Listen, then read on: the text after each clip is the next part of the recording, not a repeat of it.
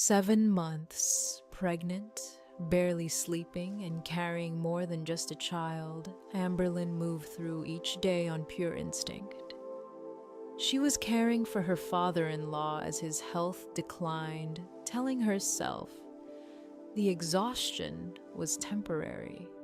But Marcus had started coming home later, his eyes harder to read. Then Elise moved in, and the air in the house shifted. Conversation stopped when Amberlin entered. Glances lingered too long. Something was unraveling, and the way she uncovered it, no one saw coming. 6 months earlier, before the cracks were obvious, everything already felt heavier than I wanted to admit. When Benjamin's doctor recommended long-term care at home, I didn't hesitate. He had reached a point where even the smallest change in his breathing could mean something serious. The idea of placing him somewhere unfamiliar felt wrong. So, we brought him into our home, rearranged the spare room, installed medical equipment, and quietly accepted that our lives were about to change. I told myself I could handle it. At first, I moved through each day with determination. I learned his medication schedule down to the minute. I memorized the subtle differences between a restless night and a dangerous one. I listened for shifts in his breathing the way other people listen for alarms. It was exhausting, yes, but it felt meaningful, necessary. I wanted him to feel safe. I wanted him to know he wasn't a burden.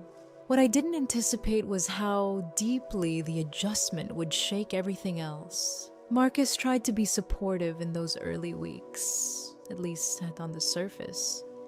But he's always been someone who values routine, quiet, order. And our home had quietly transformed into something else, part residence, part care facility. There were pill organizers on the kitchen counter, extra linens stacked in corners, the soft hum of medical equipment at night. He never said outright that he resented it. He didn't have to. The sighs lasted a little longer. The comments about how things used to be slipped out more often. He framed his frustration carefully, almost politely, as if he were trying not to sound selfish. And maybe he wasn't trying to be. Maybe he just didn't know how to share space with illness. I understood that. I really did. But understanding didn't make it easier. A few days after Benjamin moved in, Elise called. Her voice sounded thinner than usual, stripped of its usual confidence. Her freelance business had collapsed, she said. Clients disappeared, payments stalled. She couldn't afford her apartment anymore. She just needed a few weeks, somewhere stable to land while she figured things out. I remember hesitating, not because I didn't love her. She's my sister. We grew up sharing secrets, clothes, whispered plans for the future. But my days were already overflowing. Benjamin needed constant monitoring. I was adjusting to a new rhythm that barely left room to breathe. Still, she insisted she would help. With cooking, with errands, with anything.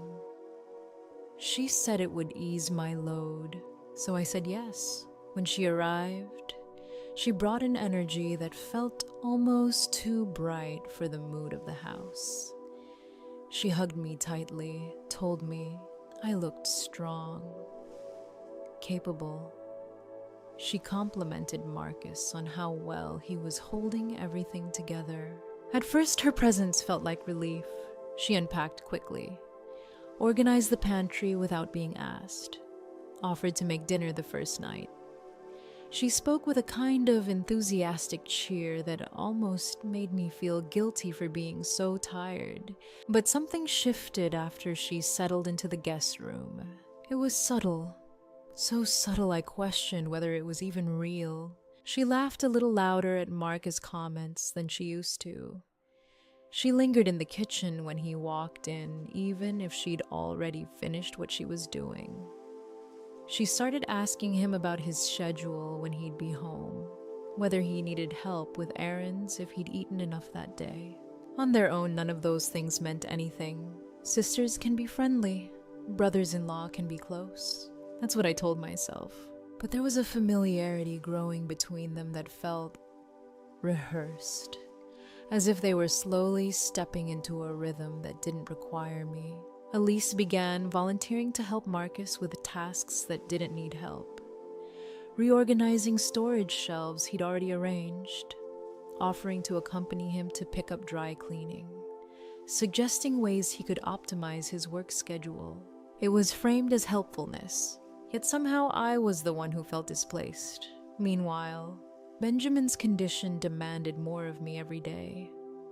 I spent long hours in his room adjusting pillows, checking oxygen levels, tracking medication times. Sometimes I'd lose track of how long I'd been in there. The world outside that room would continue moving without me. And when I stepped back into the hallway, I'd catch fragments. A conversation that stopped too quickly. A glance exchanged between them that lingered just a second longer than it should. A silence that felt full instead of empty. I would pause and wait for a normal explanation to follow. Usually none came. Marcus began mentioning how the house no longer felt peaceful.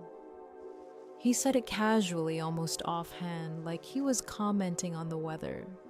Too much noise, too many disruptions. He never blamed Benjamin directly. He never criticized me. But the tension hung in the air. Elise responded to his frustration with sympathy. She'd tilt her head slightly, tell him she understood how hard it must be for him.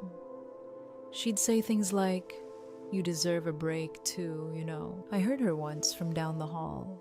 The words weren't inappropriate, but they didn't feel neutral either. There were moments when I would stand outside Benjamin's door, hand hovering over the knob, listening to the murmur of their voices in the kitchen. Not because I was spying, because I was trying to understand why my own home suddenly felt unfamiliar. Then I'd shake it off. Pregnancy makes you sensitive, I reminded myself. You're exhausted, you're hormonal, you're carrying too much. That had to be it. Because what kind of person doubts her own sister? What kind of wife assumes the worst without proof? So I buried the discomfort. I focused on Benjamin's breathing patterns, on meal planning, on keeping the household functional. I told myself families go through difficult seasons, that adjustment takes time, but the atmosphere continued to shift in ways I couldn't name. Elise's enthusiasm became sharper, more deliberate. She inserted herself into conversations between Marcus and me as if she had always belonged there. She'd finish his sentences sometimes, laugh before he completed a joke, and Marcus, he didn't stop it. He didn't encourage it openly either. He simply allowed it. That allowance unsettled me more than anything else. Still, nothing explicit had happened. Nothing I could point to and say, "This is wrong." Just a collection of small moments, small silences, small glances, small changes in tone. And beneath all of it, a quiet feeling growing inside me that something was moving just beyond my line of sight. I told myself I was imagining patterns that didn't exist. I told myself stress distorts perception. I told myself love requires trust, so I kept going. 6 months earlier, I thought the weight in my chest came from caregiving and exhaustion. I didn't yet realize it was the beginning of something much deeper, something already taking shape inside the walls of the home I was trying so desperately to hold together. About 2 weeks after Elise settled in the rhythm of the house, shifted again this time in ways that were harder to ignore. I started waking up earlier than usual to manage Benjamin's medications. Dawn became my quiet companion, The house would still be wrapped in that gray-blue light, the kind that makes everything feel suspended between night and morning. I would move carefully, checking his breathing, adjusting his blankets, whispering reassurances, even when he was asleep. That's when I began noticing Marcus was already gone. At first, I assumed he'd stepped out for coffee or needed to get ahead of traffic, but the pattern repeated. Earlier departures, shorter explanations. He said he had new responsibilities at work, extra preparation, meetings that required him to be present before everyone else. The words sounded reasonable, but the way he delivered them didn't. There was a vagueness in his tone, like he expected the conversation to end before it even began. No details. No casual complaints about coworkers, just statements, clean, final. I remember standing in the kitchen one morning holding a mug I hadn't touched, wondering why something so small made me feel so unsettled. You're overthinking, I told myself. Work gets busy. Still, as the days passed, the timing became harder to dismiss. His departures lined up almost perfectly with the hours I was most consumed with Benjamin's care. When I was confined to that room, tracking medication, monitoring symptoms, helping him sit up, Marcus was somewhere else. And Elise was still in the house. I had originally believed her presence would ease my load, that she would step in when I couldn't, help with laundry, prepare meals, sit with Benjamin so I could rest. Instead, I began noticing how little she involved herself in his care. She'd knock gently on the door, ask if I needed anything, but rarely stayed long enough to actually help. Her energy seemed directed elsewhere, toward Marcus. In the evenings when he returned home, sometimes later than he used to, Elise would appear almost instantly. If he mentioned needing to reorganize a drawer, she was already offering to assist. If he said he had errands to run, she'd volunteer to come along. Tasks he had handled alone for years suddenly became joint efforts. She hovered. That's the only word that fits. Not in an obvious way. Not enough to accuse her of anything. But she lingered near him with a kind of attentiveness that felt misplaced. She laughed at comments that weren't particularly funny. She asked questions about his day before I had the chance to, and he didn't discourage it. He never crossed a line in front of me. He never said anything inappropriate. But he also never created distance. I tried to observe without reacting, to gather my thoughts before letting them spiral, because each individual moment standing alone was harmless. A husband working longer hours, a sister being friendly, a busy household adjusting to stress. But when I stepped back and looked at all of it together, it didn't feel harmless anymore. Benjamin's condition worsened around that time. His breathing grew more uneven. Some afternoons, I'd sit beside his bed for hours, watching the subtle rise and fall of his chest.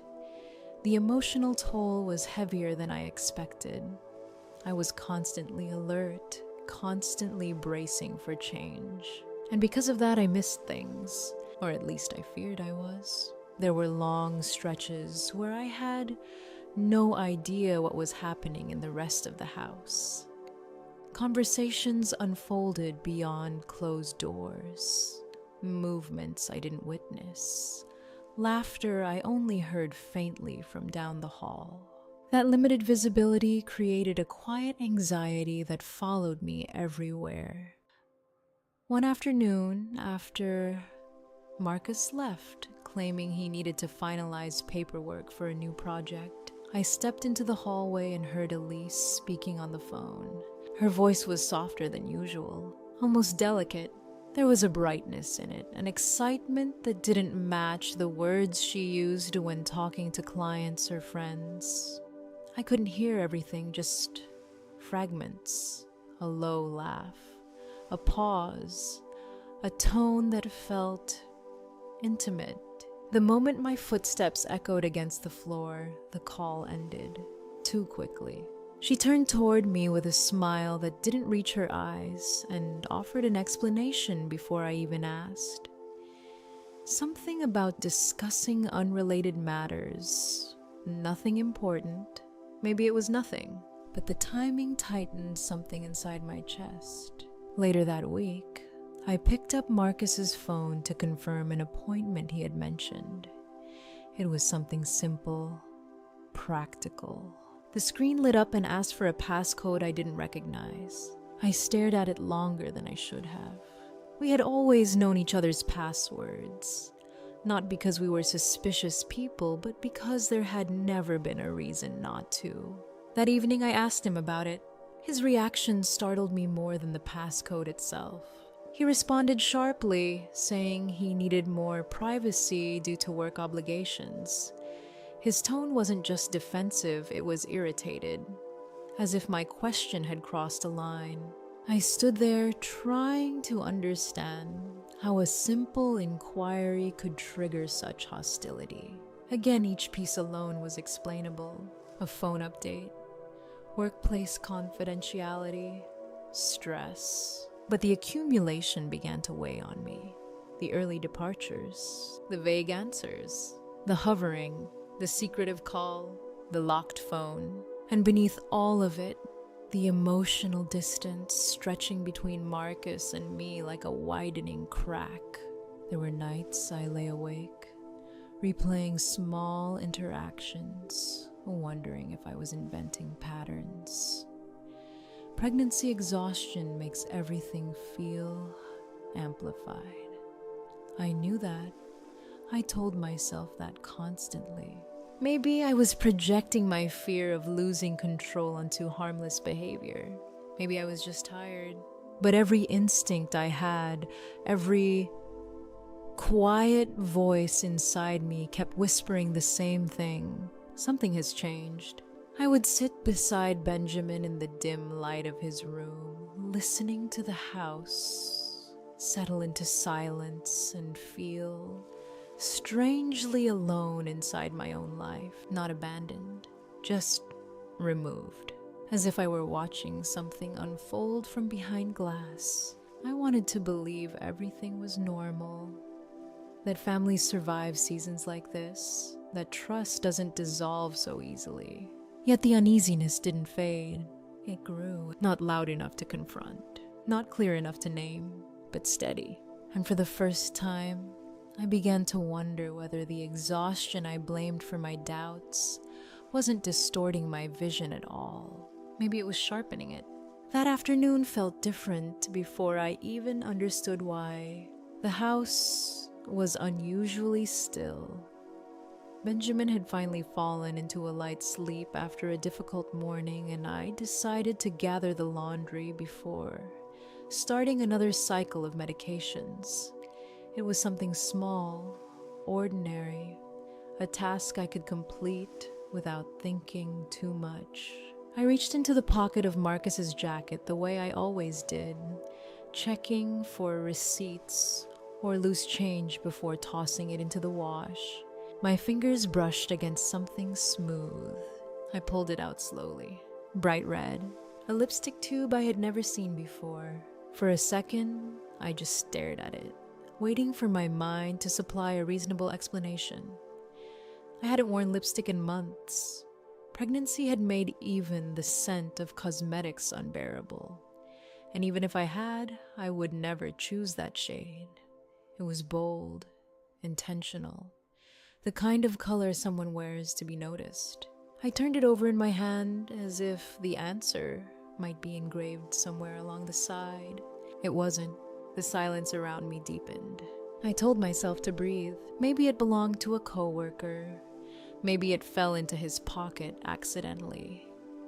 Maybe there was some version of reality where this made sense. But why was it in his jacket, hidden?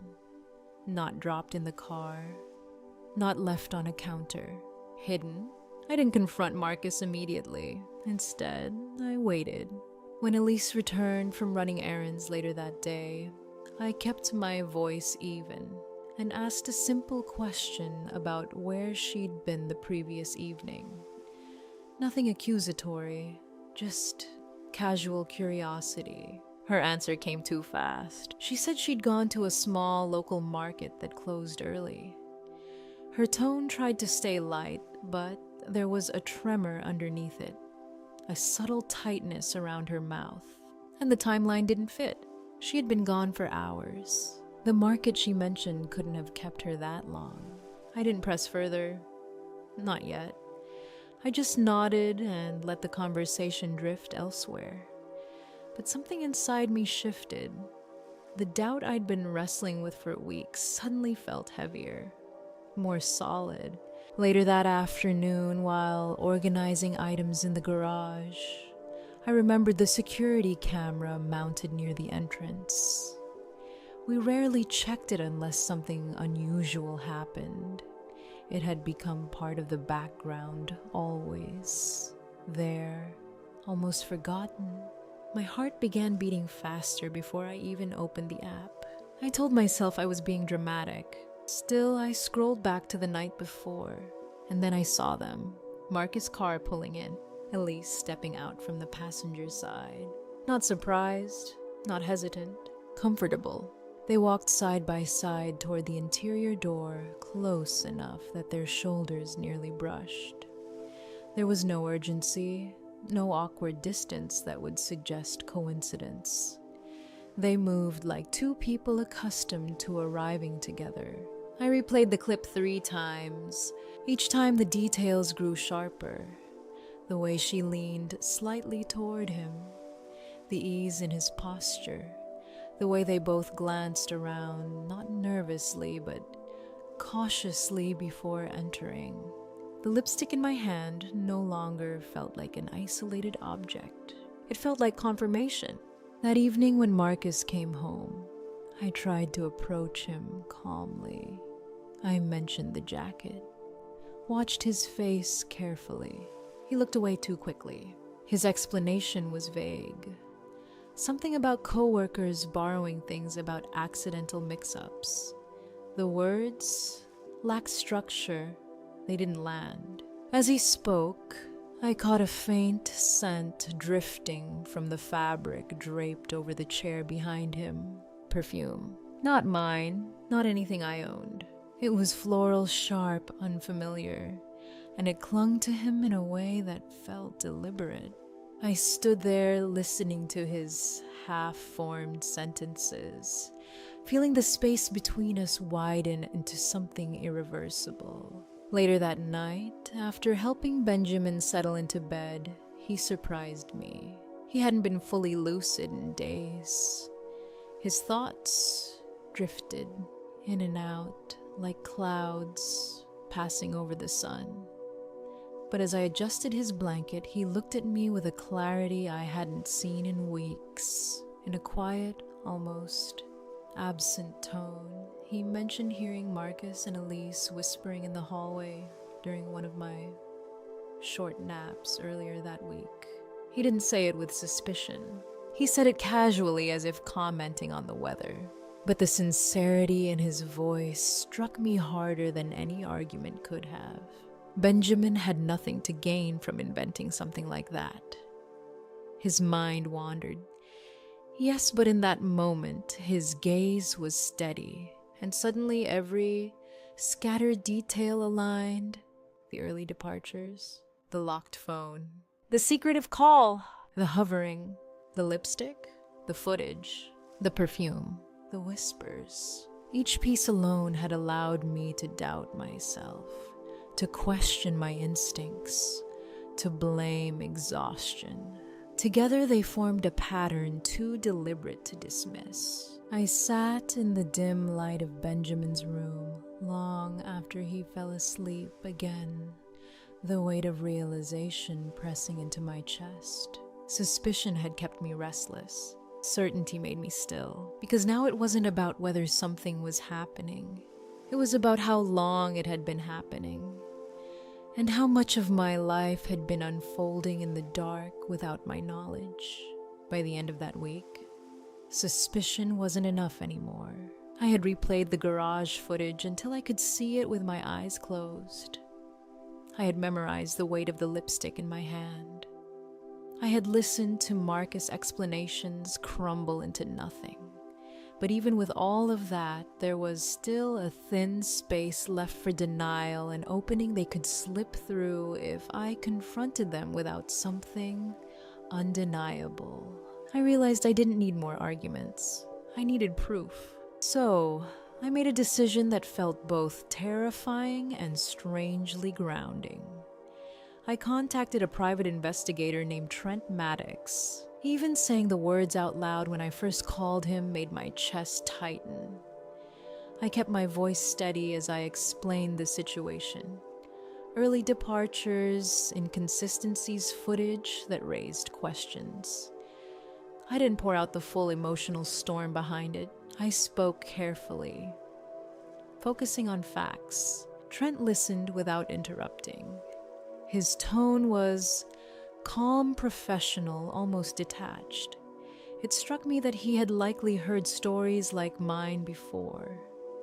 Doubt that begins quietly, patterns that grow louder, marriages unraveling behind polite smiles. He agreed to begin discreet surveillance immediately, while I continued caring for Benjamin, measuring medications, adjusting pillows, monitoring symptoms.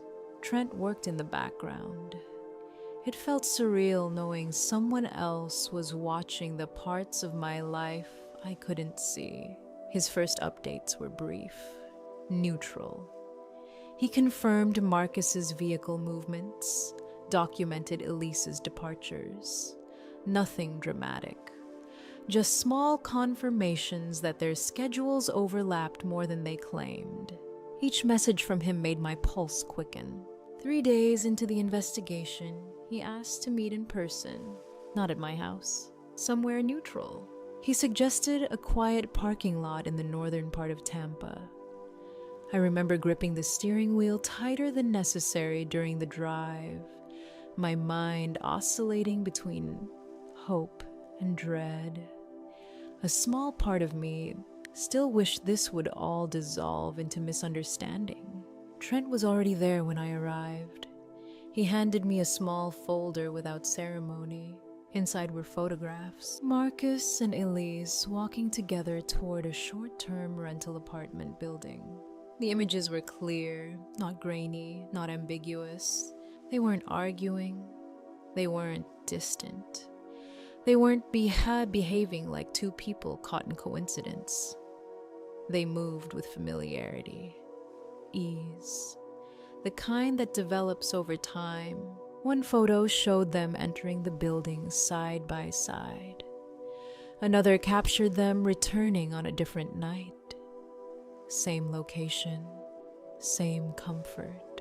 The address was printed neatly in Trent's notes, a place chosen for privacy. I felt something inside my chest hollow out as I looked at those images.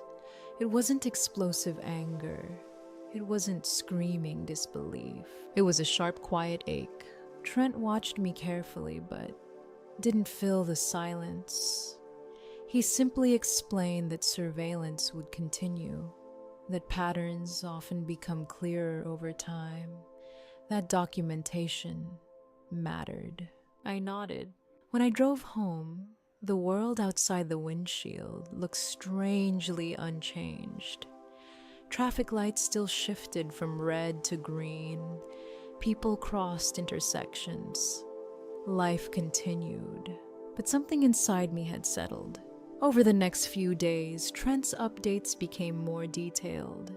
Marcus's supposed late nights at the office matched timestamps of him entering that same rental apartment. On evenings, he claimed work emergencies. He was photographed walking beside Elise through dimly lit parking structures, waiting together outside the building, leaving separately only after hours had passed. The consistency removed any space left for doubt. At the end of the week, Trent delivered a comprehensive report. It wasn't just photographs, it was a timeline. Dates, times, locations, direct quotes transcribed from conversations he lawfully recorded during surveillance. Words that carried unmistakable intimacy, familiar tones that had no place between a husband and his sister-in-law. Reading those transcripts was harder than seeing the images. Images show actions. Words reveal intention. I had to set the report down more than once to steady my breathing. Each page felt like another layer of illusion peeling away. This wasn't impulsive. It wasn't a single mistake. It was deliberate, repeated, hidden. Yet, something unexpected happened as I absorbed the evidence. Instead of unraveling, I grew quieter. The shock that might have driven me into immediate confrontation transformed into something colder, more measured. I understood that reacting emotionally would only give them room to twist the narrative to paint me as paranoid or unstable. The truth no longer needed my anger. It needed strategy, so I said nothing.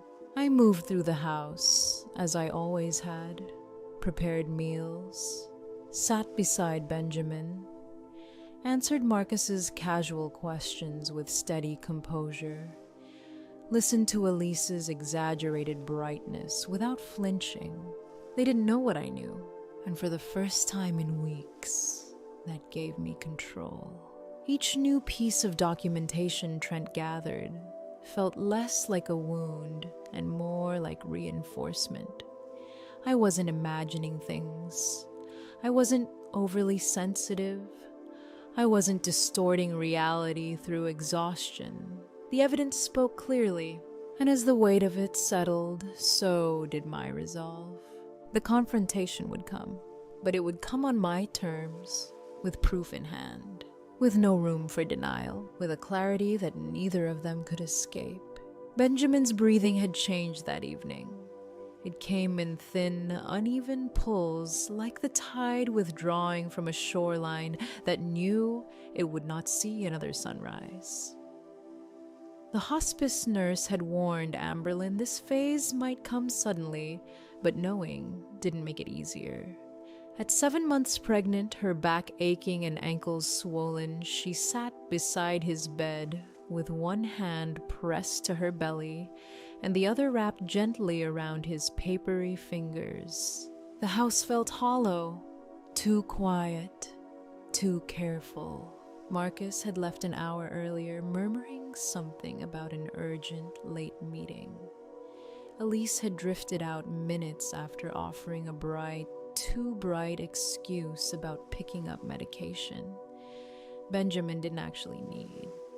They hadn't looked at each other when they passed in the hallway, but the air between them had tightened like a drawn wire. Amberlin had noticed. She noticed everything now. Benjamin's stirred eyelids fluttering. His once strong voice was barely a thread. "Amberlin, I'm here," she whispered, leaning closer so he wouldn't have to strain. His gaze cloudy but aware, fixed on her. There was urgency there, not fear for himself, for her. "Do not let them hurt you," he breathed. The words were fragile, but they landed heavy. Her throat tightened. "No one's hurting me," she said softly, though her pulse betrayed her. "You just rest." But he didn't look convinced. His hand squeezed hers with surprising strength, as if transferring the last of his protection into her palm. The baby shifted inside her, a small, insistent reminder that she wasn't alone, that she couldn't afford to crumble. Her phone buzzed against the wooden side table. The sound felt invasive. She glanced at Benjamin first.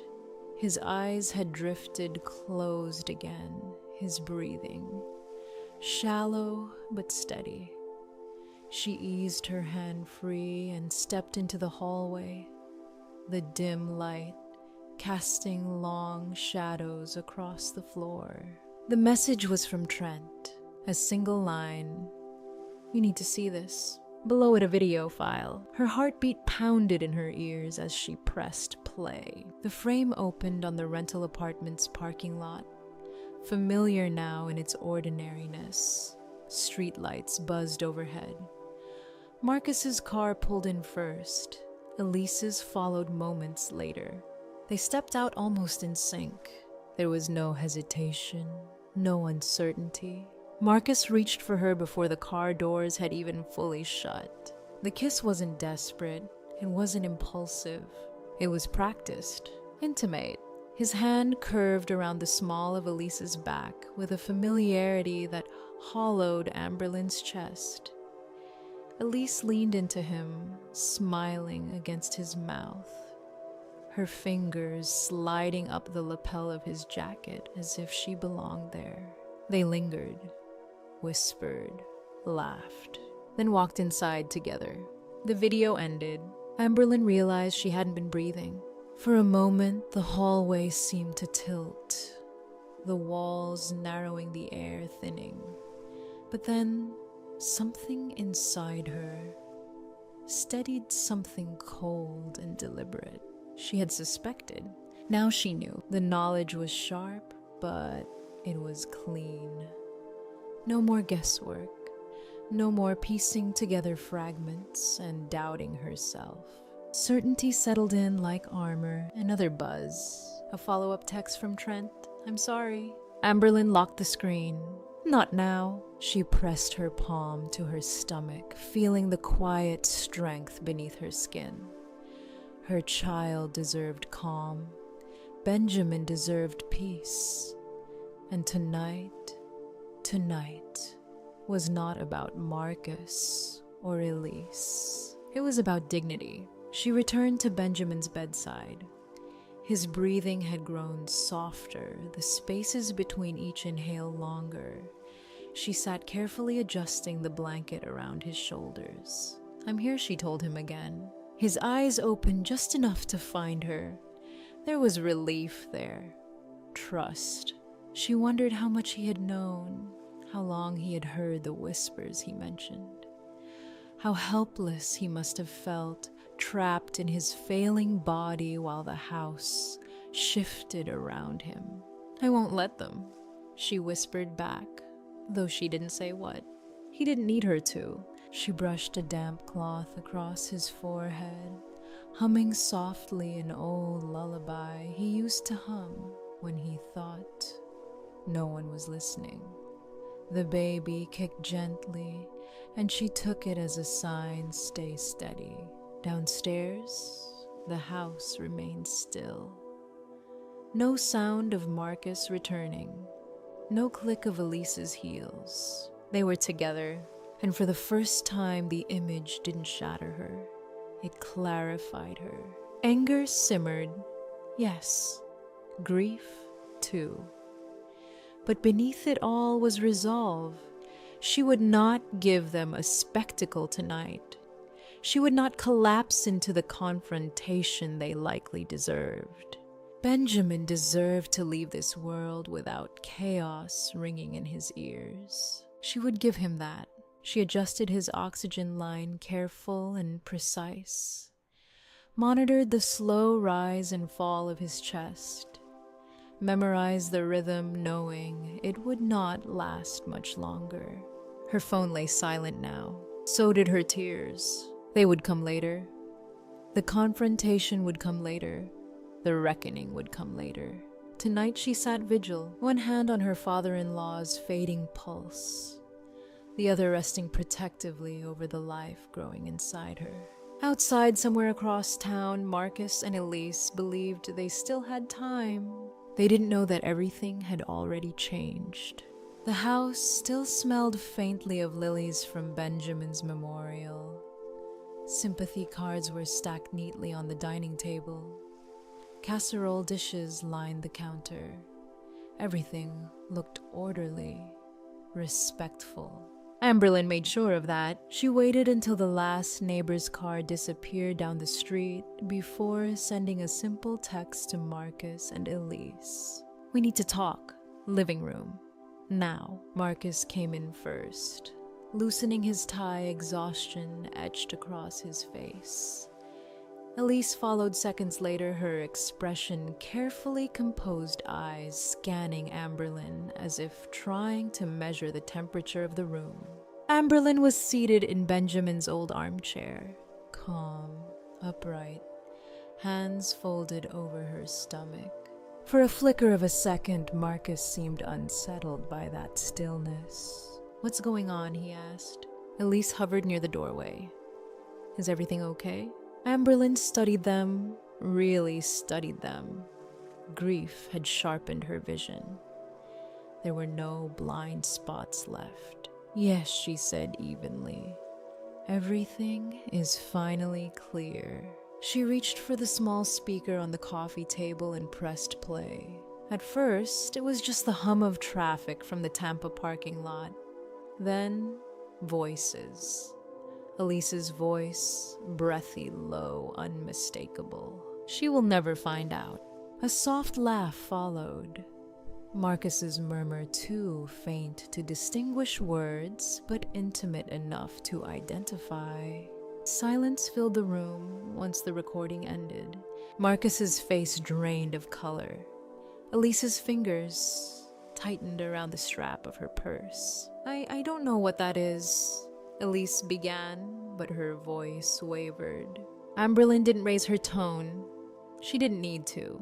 She picked up a large envelope from the table and slid out several glossy photographs, one by one. She laid them across the coffee table. Marcus's car, Elise stepping out of hers. The kiss. His hand at her back. Their shared smile before entering the rental apartment. Marcus exhaled sharply. "Amberlin, I hired a private investigator," she said, cutting through his interruption with surgical calm. "Trent Maddox documented everything. Dates, times, frequency, the apartment lease, your routine." Elise's composure cracked first. "You hired someone to follow us," she demanded, as if that were the betrayal. Amberlin met her gaze. "I protected myself." Marcus ran a hand through his hair, pacing once across the rug Benjamin had loved. "It wasn't what you think," he said weakly. "It just happened. We were both under stress. Your pregnancy, Dad's condition." "My pregnancy," Amberlin repeated softly. "Your father dying in the next room." The quiet weight of those words pressed into him harder than any shout could have. She reached for another folder. "I've already filed for divorce," she said.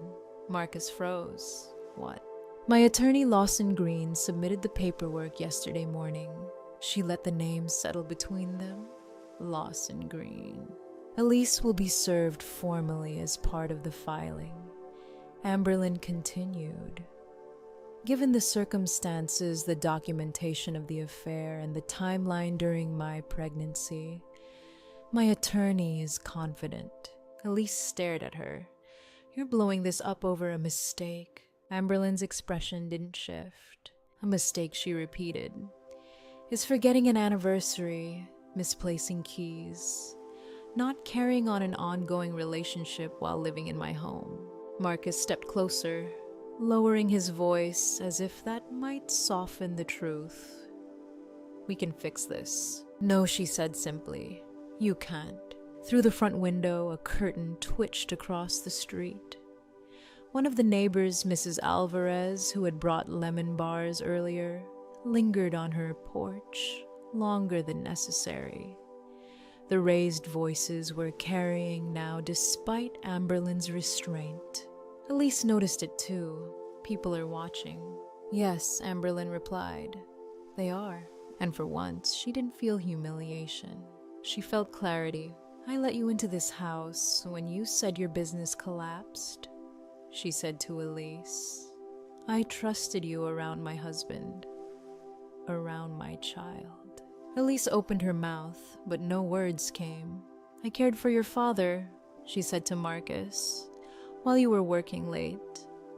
I sat with him while you were in that apartment." Marcus's shoulders sagged. I will not argue, Amberlin continued. I will not scream. I will not compete for a man who chose deceit. She rose carefully from the armchair, steady despite the weight she carried. You both need to pack your things, she said. Tonight, Marcus blinked.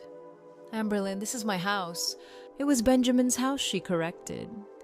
And his will names me executor and primary beneficiary. The paperwork is very clear. That landed. Outside, a car door shut. A neighbor pretending not to listen. Amberlin walked to the front door and opened it. The evening air was cool. Still. You have 1 hour, she said, without raising her voice.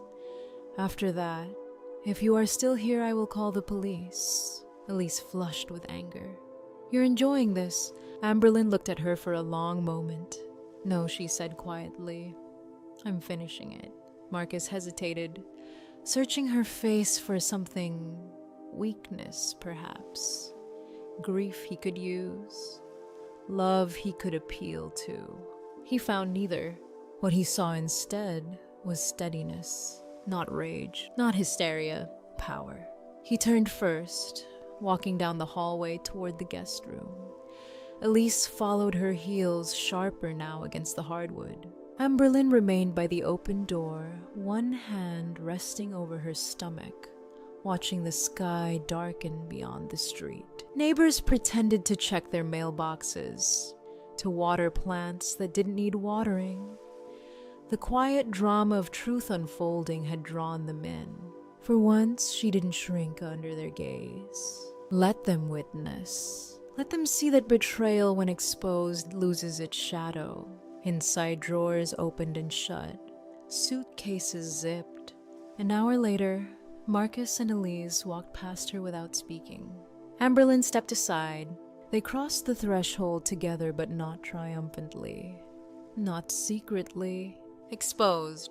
When their car disappeared down the street, the house fell silent again. This time the silence didn't feel hollow. It felt earned. The fallout did not explode overnight. It unfolded steadily, like everything else had. Marcus tried at first to keep his world intact, but whispers travel faster than loyalty. Someone at work had seen the court filing. Someone else had seen the photographs that quietly circulated among extended family.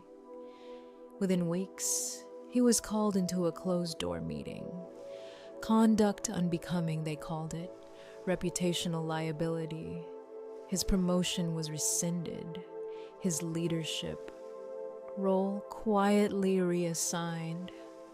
The company did not fire him, but they moved him somewhere smaller, somewhere invisible. For a man who cared deeply about appearances, the demotion cut deeper than the divorce. Elise's consequences were louder. The same friends who once praised her resilience after her business collapse began to distance themselves. Invitations thinned. Messages went unanswered. When the details of the affair became public during preliminary hearings, sympathy evaporated. She had no sister's home to return to, no narrative left to shape. Isolation wrapped around her quickly, and for the first time her exaggerated brightness had no audience. Amberlin watched none of it with satisfaction, only clarity. The court proceedings were methodical, with the documentation from the investigation and the timeline established during her pregnancy. The judge issued a contact restriction. Communication would be limited to legal channels only. After the baby was born, a healthy daughter with Benjamin's steady eyes, Marcus was granted supervised visitation. Supervised? The word carried weight. Amberlin had not asked for vengeance. She had asked for structure, protection, boundaries. When Marcus held his daughter for the first time under the watchful eye of a court-appointed supervisor, his gaze flickered toward Amberlin as if searching for softness. He found steadiness instead.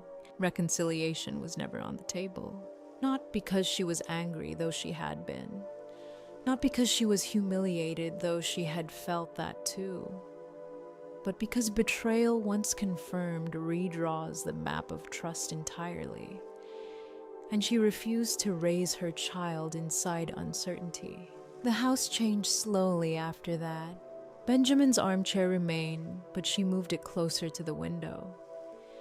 The guest room, once Elise's, became the nursery. Soft paint replaced the sharp scent of perfume that had once lingered in hallways. She donated the lilies vases and filled the kitchen with fresh herbs instead. Life practical and forward-moving.